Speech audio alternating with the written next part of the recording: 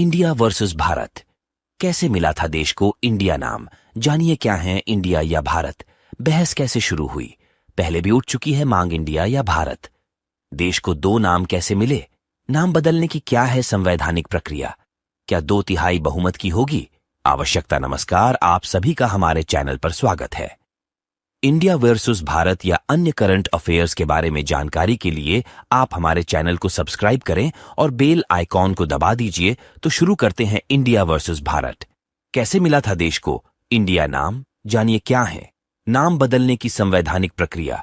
भारत के सभी लोग अभी तक देश को भारत और इंडिया दोनों नामों से बुलाते हैं, लेकिन हाल के समय में देश में एक नई बहस शुरू हो गई है।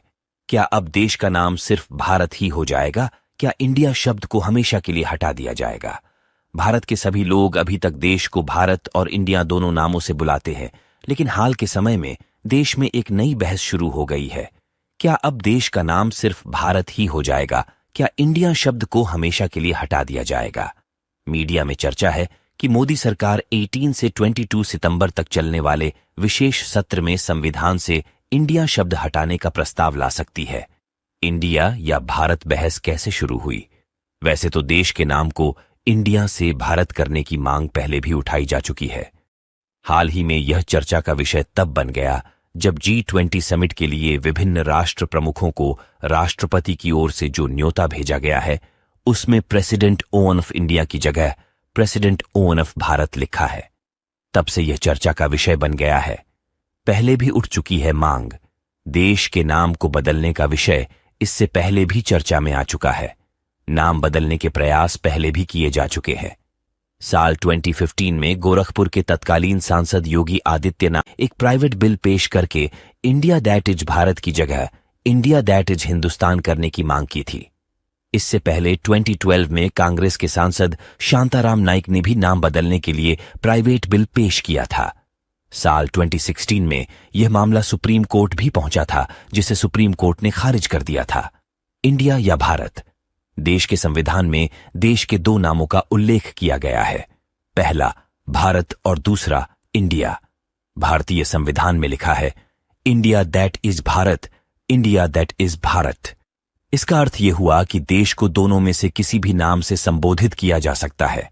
हम लोग भारत सरकार या गवर्नमेंट ऑन ऑफ इंडिया दोनों कह सकते हैं। देश को दो नाम कैसे मिला? भारत के संविधान के निर्माण के समय एक संविधान सभा का गठन किया गया था। उस समय भी देश के नाम को लेकर सदस्यों के बीच तीखी बहस हुई थी। संविधान सभा के सदस्य HV कामत और सेठ गोविंद दास सहित कई सदस्यों ने अंबेडकर समिति द्वारा देश के दो नाम इंडिया और भारत सुझाए जाने पर आपत्ति जताई थी। इस संबंध में कामत ने संविधान के आर्टिकल 01 में संशोधन का प्रस्ताव रखा था।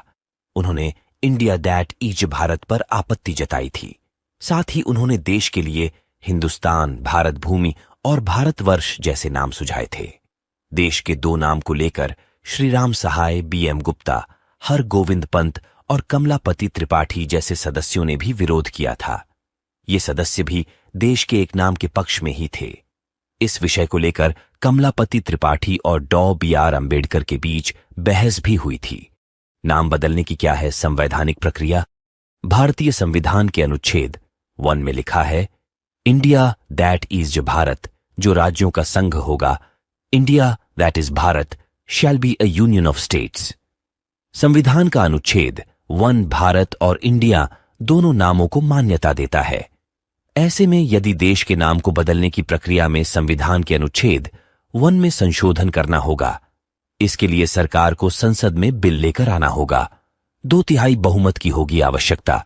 यदि केंद्र सरकार विशेष सत्र में नाम बदलने का प्रस्ताव लाती है, तो सरकार को इस बिल को पास कराने के लिए संसद में 2/3 बहुमत की आवश्यकता होगी। अगर आपको यह वीडियो अच्छी लगी है तो इसे लाइक करें और शेयर करें और हमारे चैनल को ज्यादा सब्सक्राइब करें। शुक्रिया।